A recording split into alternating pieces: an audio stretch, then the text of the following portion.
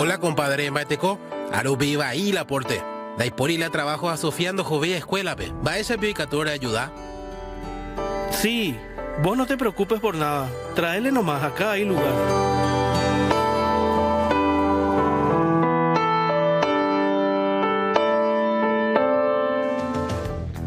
Muy bien, bienvenidos a Puntos de Vista. Gracias por acompañarnos en este arranque de semana, arranque de mes también para nosotros acá en Puntos de Vista. Espero que estén bien en las casas y en este mes de septiembre que comenzó con mucha información, mucha de la que no queremos contar, pero lamentablemente están pasando estas cuestiones en el país.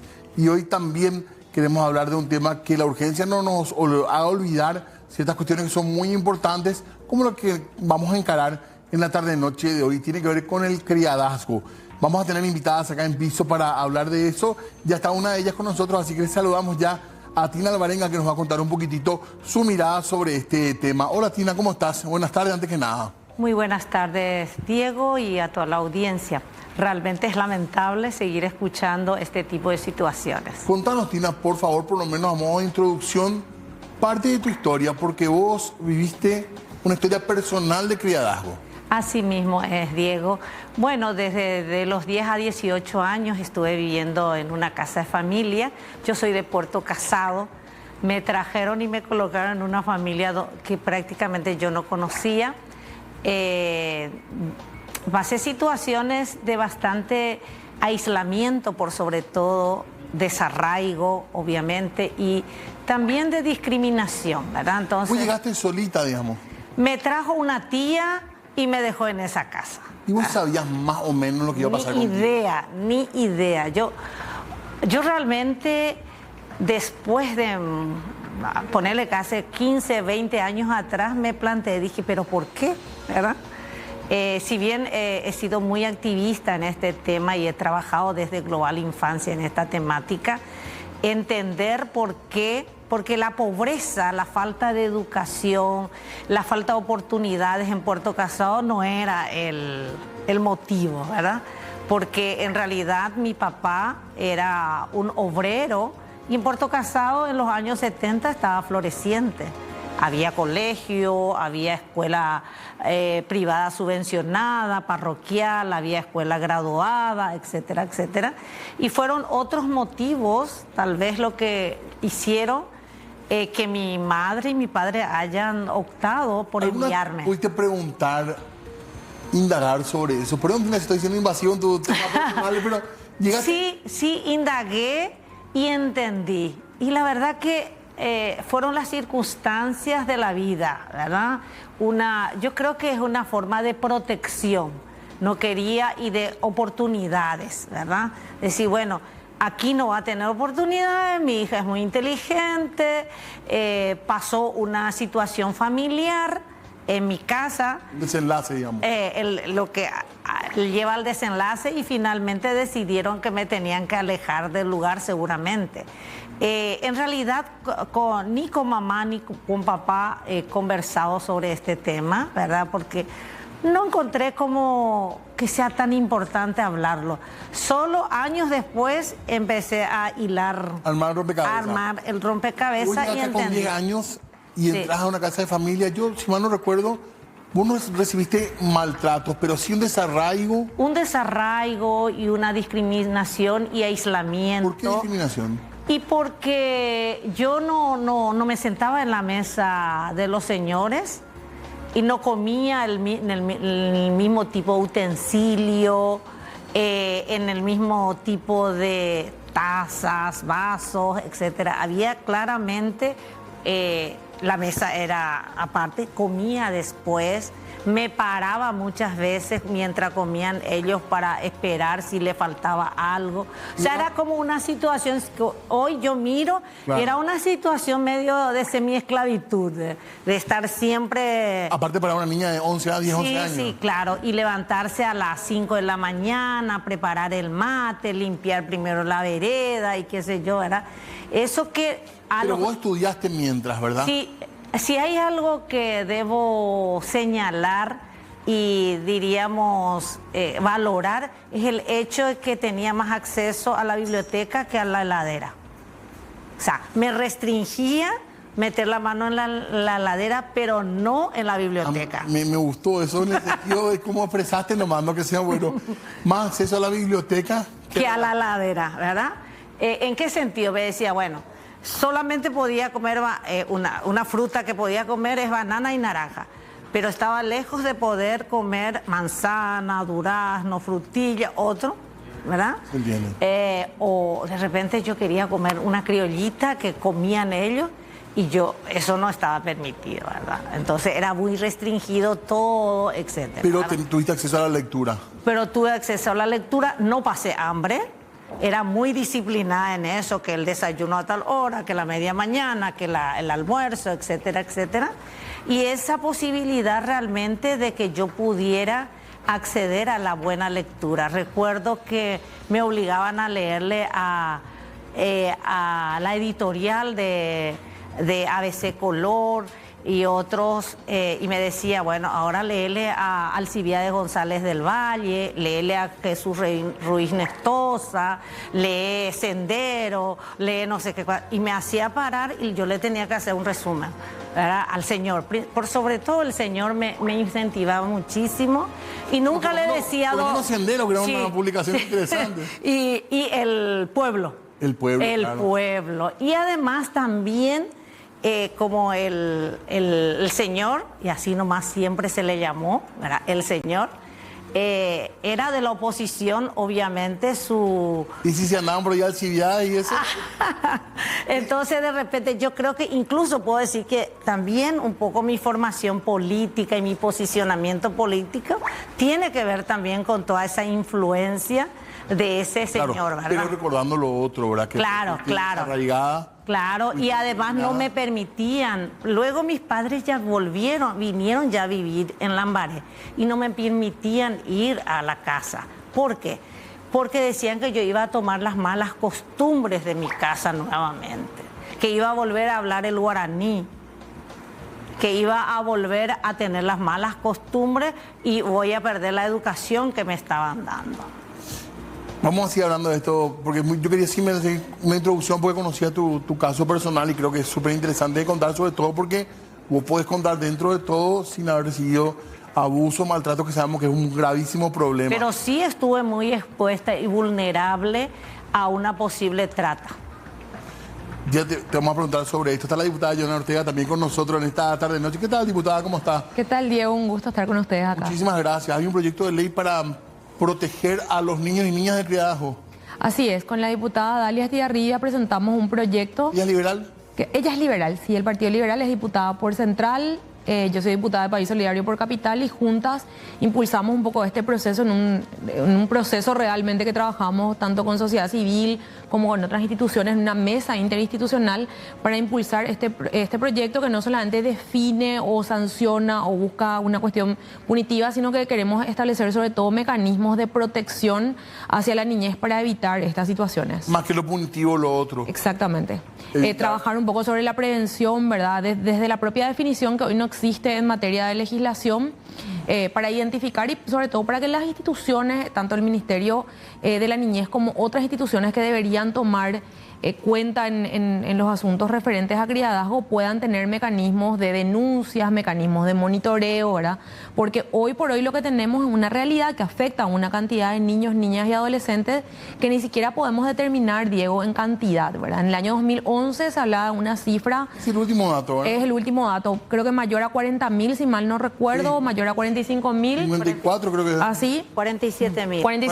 47.000, sí, era un poco más de 45. Y son los últimos datos que tenemos a partir de algunas organizaciones que pudieron trabajar en tener esta cifra, pero sin duda hay un subregistro porque al no estar, digamos, definida en materia legislativa la cuestión del criadazgo, no se registra en el censo permanente de hogar, no se registra, digamos, de forma específica como criadazgo, pero sabemos que es una práctica, sobre todo culturalmente, muy arraigada en nuestro país. ¿Qué tal, Marta? ¿Cómo estás? Buenas tardes también para vos. Muchísimas gracias, Diego, por la invitación. Marta, gente que es de Global Infancia, también nos acompaña hoy. ¿Cómo podemos definir el criadazgo, así por lo menos las características más importantes, digamos? Bueno, el criadazgo es una práctica cultural que nace ya en tiempos de la colonia. Imagínense cuánto tiempo estamos todavía sosteniendo esto en Paraguay, que en pleno siglo XXI todavía tengamos una práctica muy similar a la esclavitud, a la servidumbre, en la cual una familia de escasos recursos entrega a su niña a otra familia, niña digo porque la mayoría de las personas que caen en esta práctica son niñas, para que a cambio de su trabajo, digamos, pueda recibir comida y una educación, es decir, tenga una mejor perspectiva de vida, ¿verdad? ¿Por qué se sostiene esta práctica? Bueno, hay múltiples causas, entre ellas podemos hablar básicamente que es una práctica que se sostuvo gracias a que las familias no han encontrado una respuesta específica en políticas públicas, es decir, tuvieron que arreglárselas en ausencia de esas iniciativas que hubieran impedido eventualmente que una familia tuviera que tomar esta decisión. Si yo le pido, por favor, la charla, ¿verdad? Cuando tengan ganas de intervenir, pero es un tema que por más que uno tenga conciencia de los problemas que trae, la vulneración de los derechos de niños y niñas también que se da, es como que uno siente que es un terreno de fácil romantización, ¿verdad? Así mismo. Esa es una fortaleza también de esto, podemos decir. Y es una de las causas, uno de los valores, porque se habla mucho del tema del trabajo, que la niña se va a mejorar su perspectiva porque va a aprender nuevas habilidades, etcétera. Esa es como la idea que está detrás y que sostiene esto. ¿Pero qué esconde? Pero sin embargo, ¿qué es lo que ocurre, verdad? Es como que es una falsa promesa porque eventualmente la niña realmente no cambia su perspectiva de vida. Es decir, en general la mayor parte de las niñas que están en esta práctica, en esta condición, digamos, no es que mejoran sus condiciones de vida. Y normalmente se justifica porque hay casos positivos, digamos, en el cual a través de haber ido la niña a otra familia eventualmente puede acceder a la universidad. Y uno de verdad se encuentra con este tipo de situaciones en muchos espacios, desde personalidades del mundo político que dicen yo fui criado y gracias a que fui criado hoy estoy donde estoy, ¿verdad? Hay gente que se enoja incluso cuando se critica. Exactamente, pero esas son las excepciones, eso es lo que la gente puede entender. En general, la mayor parte de las niñas que son criadas en realidad terminan siendo empleadas domésticas. Y sabemos perfectamente hoy que el empleo doméstico per se no permite una mejoría, al contrario, es una perpetuación de la pobreza. Entonces, creo que un paso fundamental que tenemos que dar es simplemente sacarnos un poco ese velo y entender de que es una práctica vulneratoria de derechos y no podemos seguir sosteniendo que un niño tenga que resolver los problemas y las carencias del Estado paraguayo. Por otro lado, sí. me parece también importante señalar que no puede ser que para tener acceso a un derecho se tenga que vulnerar otro derecho. O sea, el derecho de una niña, y hablo más de niña porque en realidad creo que según lo que habíamos hecho era 2 de 20 eran varones, así más o menos 18 son niñas.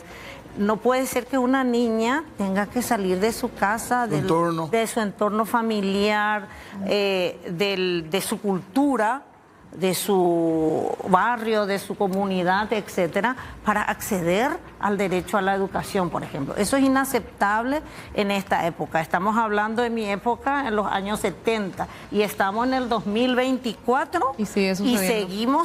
Sigue sucediendo estas situaciones, ¿verdad?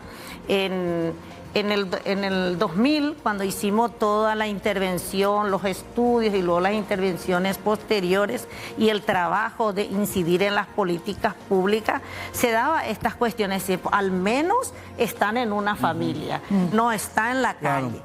Pero luego encontramos que es una puerta también para el trabajo sexual, por ejemplo, o para la explotación sexual, para la trata, etcétera, ante situaciones de abuso, de violencia, de violaciones que se dan en las casas de familias y terminan yendo a la calle. Aparte, en muchos casos es trabajo infantil oculto realmente, sí. ¿Verdad? Porque y forzoso. Sí, cumplen un trabajo así con horarios que exceden incluso lo que puede ser para un niño. Y si bien en ambas partes existen las familias de origen y existen las familias receptoras que le llamamos, ¿verdad? ¿Qué es esa oferta y demanda? Yo en los últimos tiempos hago un seguimiento en algunas bolsas de trabajo y todavía hay gente que pide una nena de 8 o 9 años que juegue con mi niña de 2 años, de 1 año. Sí, o sea, hay una culturalmente muy mentalidad arraigada. esclavista y feudal. Y ahí es donde hay que atacar esa mentalidad Ahora, feudal. la ley, ¿cómo se plantea, digamos, para, ya que dijiste, diputada, que no busca solamente castigar o penalizar? Lo que nosotros vemos y analizamos un poco, Diego, es todos los otros derechos que se ven vulnerados y que sí están sancionados y penados por ley. Por ejemplo, el trabajo infantil forzoso es algo que no se... Que está penado de hecho, o sea, no se puede, ¿verdad? Entonces, donde hay trabajo infantil forzoso, además tendría que intervenir el Ministerio Público u otras instituciones. Donde hay trata de menores de edad, porque también sucede, ¿verdad?, que ante la situación de criadas o ante esa, digamos, esa etiqueta, sucede trata de menores de edad, pues también son delitos que ya están tipificados y que tienen que ser sancionados, lógicamente, a los responsables adultos que están sometiendo a ese niño o al trabajo infantil forzoso o a la trata o a otros tipos de derechos que se ven vulnerados. Pues sin lugar a dudas es lo que mencionaban ambas, que no es solamente que se le sustrae a la niña o al niño de su entorno familiar, sino que se vulnera otros derechos a partir de ¿qué? De lo que mencionaba un poco Marta, la ausencia del Estado para garantizar que ese niño tenga acceso a esos derechos en su entorno familiar, que es lo que se busca proteger y que es lo que se busca proteger en cualquier contexto, de criadas o no. Es decir, cuando hay violencia intrafamiliar, por ejemplo, se busca también que el niño o la niña queden bajo, digamos, la familia a veces extendida, si no se puede en la familia nuclear, pero se busca sortear ese tipo de situaciones de modo que el niño tenga un acceso integral a todos sus derechos y pueda tener, digamos, esa garantía que el Estado le protege. Y hay instituciones similares, no sé si decir adopción o tipo, pienso en unas situaciones extremas de una familia que realmente no esté pudiendo con la crianza de los hijos que tiene. ¿Hay alguna institución intermedia, se puede pensar? Y hay cuestiones previstas, yo creo que hay muchísimo que mejorar en términos de adopción todavía, o sea, los trámites todavía son, por supuesto, suficientemente burocráticos también para que no se vulneren otras cuestiones. O sea, son temas muy delicados, ¿verdad? Muy delicado. Es cierto que hay otras cosas que corregir, pero lo que nosotros veíamos con Dalia un poco y con las personas que representan instituciones y organizaciones con las que veníamos trabajando es que la ausencia de una definición de criadazgo no permite proponer una política de Estado o políticas que tienen que llevar adelante las instituciones que puedan garantizar. Entonces, hoy, ¿a dónde yo denuncio si hay una niña sometida a criadazgo, a trabajo infantil forzoso, a trata y a un montón de vulneraciones que se dan? ¿Verdad? A veces se da explotación sexual, a veces se da que no están correctamente alimentados. O sea, hay como una falta de deber de cuidado de la familia receptora, si se quiere, y de la familia también que entrega sin garantizar esos derechos. Y por supuesto, en ausencia del Estado suceden todas estas vulneraciones, ¿verdad? Entonces, lo que buscamos es que estas instituciones tengan un sistema de monitoreo, de denuncia, que se pueda llamar al 147 y se pueda denunciar efectivamente y que haya un seguimiento del Estado ante estos casos. Eso es un poco, ¿verdad? Vemos que la prevención sobre todo es muy importante y la parte punitiva, digamos, vinculada a otros delitos que ya están tipificados. Lo mismo el empleo doméstico, ¿verdad? El empleo doméstico técnicamente no podría nadie contratar a una persona menor de edad. Entonces, cuando se dan condiciones de empleo doméstico, o sea, hay otras cosas que hay que corregir en otras leyes, incluso cuando logremos esta definición de criadazgo. O sea, va a tener impacto sobre otra legislación que ya está vigente. Tradicionalmente, yo digo Asunción, pero pues, creo que hay en muchas ciudades, ¿verdad? No es solamente en la capital que pasa esto, de una familia receptora, digamos, por lo general es para buscar eso que decías vos, Tina, ¿verdad? O una niñera para los niños pequeños de la casa o alguien que asista en la cocina. O sea, por lo general es una búsqueda de mano de obra, básicamente. Mano de obra gratis, finalmente, porque no pagan. Y ahí está la diferencia. Hablábamos, y parto desde la experiencia, de decir, bueno, por un lado te dicen que te van a tratar como hija y no te tratan como tal. Por otro lado te dice que no sos la empleada, que la empleada es otra persona porque recibe la paga, pero estás haciendo el trabajo. O sea, hay una ambigüedad, hay una línea. No tenés ni el cariño ni el sueldo. Exactamente. Entonces, no tenés ni el sueldo, tampoco tenés el trato familiar. ¿Vos hablaste de que estuviste cerca o pensás que pudiste haber estado cerca de una situación de trata? Sí. Porque yo estaba expuesta, me enviaban a Garibaldi, zona del puerto. A la compra. A la compra. Imagínate por dónde pasaba. Hernandarias, General Díaz, Don Bosco, toda esa zona era zona de prostíbulos. Sí. Y en más de una ocasión, como no me dejaban ver televisión en la casa, yo me quedaba en esos lugares a mirar televisión. Nunca nadie me dijo que esos lugares eran peligrosos. Tampoco, o sea, años después yo me di cuenta lo que eran esos lugares. Y me pasaba así en el recuerdo escenas que no me había percatado en ese momento, pero que quedó en la retina, que cuando uno empieza los recuerdos dice, por Dios, ¿dónde yo estaba? O que me mandaba junto al zapatero remendón, y este zapatero recuerdo bien que me insistía en que entrara allí y con la cortina cerrada, y quería que entre. Y yo, así por una intuición de protección muy fuerte que tenía, yo decía, no voy a entrar ahí. Desde acá nomás te voy a hablar. Pero nunca me dijeron, miren el peligro a la que me exponía. Que están ¿verdad? muy expuestas a situaciones a las que probablemente nunca le someterían a sus hijos de la misma edad. Exactamente. Por eso que solo al zapatero. Sí, solo al claro, zapatero. claro. O sea, todos los cuidados que mis padres tuvieron conmigo no van a tener con... A la una, a las 2 de la tarde, cuando todavía es la siesta y no hay nadie en la calle. O sea, De hecho, creo que hay un estudio que vincula el criadazgo con la trata de personas, en la cual de 10 víctimas de trata, Sí, creo que 7 u 8 fueron criadas. fueron criados. Porque es que te salís a la trata calle. o abusado sexual. Ese es un dato súper importante también pensando en la ley, ¿verdad? Sí. Así mismo es. Se habla de trata o de abuso sexual que sucedió en 8 a 9 de cada 10 niñas que estuvieron los bajo niños situación que de están criadazgo. en situación de criadazgo están más expuestos categóricamente Sí, a la categórico trata, al eso. abuso. Claro, es que están sin la protección, digamos, del Estado, y al no existir ni Protección siquiera de la una definición, y sin protección de su familia nuclear, que serían los que naturalmente, hay excepciones obviamente, pero en la normalidad de los casos te dirían, cuídate con el señor, no entres solo a tal lugar, o los O no cuidados te que van los a enviar. o no te van a enviar. O sea, mi papá a los 8 o 9 años no me mandaba a mí a comprar cosas sola. A la O sea, siesta. impensable, Y jamás. mucho menos a la siesta, ¿verdad? Y sobre todo en el tema preventivo, lo que es importante identificar alertas tempranas para fortalecer a las familias que están pasando por una situación de crisis. ¿Cuándo es que ocurre el desmembramiento, digamos, que cuando deciden enviar a una niña? Muchas veces cuando hay la muerte de la madre o la madre migra, entonces como que esa familia pasa por una situación de crisis muy grande, o hay una situación o una amenaza de riesgo de abuso de un padrastro, etcétera. Entonces ahí deciden salvar a la niña llevándola a otro lugar. Yo pensé en eso como una forma de tratar de entender, ¿verdad? La gente que defiende, creo que ese es uno de los puntos, por ejemplo, que a veces el entorno familiar es en sí peligroso también. También, ocurren diferentes, la casuística es demasiado diversa. Lo que el elemento común es que esa familia no encuentra salida y solamente recuerda en la memoria que una opción podría ser enviar a la niña a otra familia que pudiera...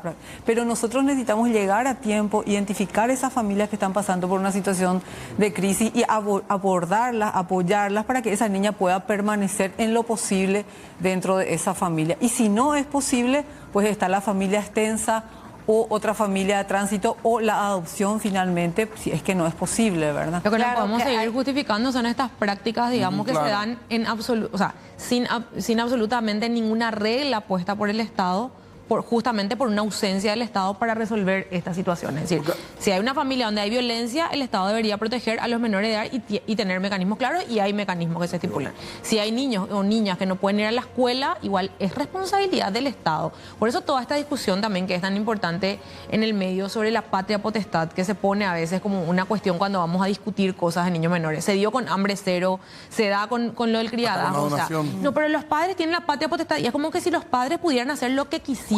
Ese niño, ese menor, o sea, Paraguay suscribió el convenio, la convención, digamos, del niño, y obviamente hay compromisos que el Estado paraguayo tiene que cumplir, y nosotros hablamos de que en ausencia de capacidad de los padres es el Estado el que debe proteger. O sea, hay responsabilidades, pero hay obligaciones La también Constitución derivadas de la patria potestad, lógicamente. Eso es real y está establecido en la Constitución. También el tema de la explotación laboral, y después está el tema de la cuestión sexual que se hizo tan común, ¿verdad? El tema, ¿qué pasa? ¿Por qué? ¿Cómo salió ahora de repente toda la luz?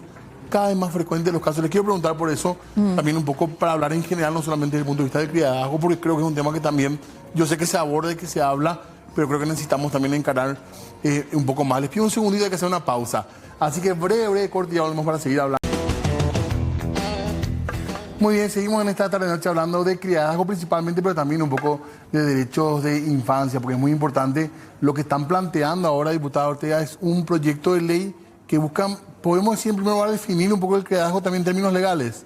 Definir, prevenir, establecer mecanismos para el trabajo de las instituciones y sancionar en los casos, como decía, que estén previstos en la ley ya a partir de su conexión con otros delitos, ¿verdad?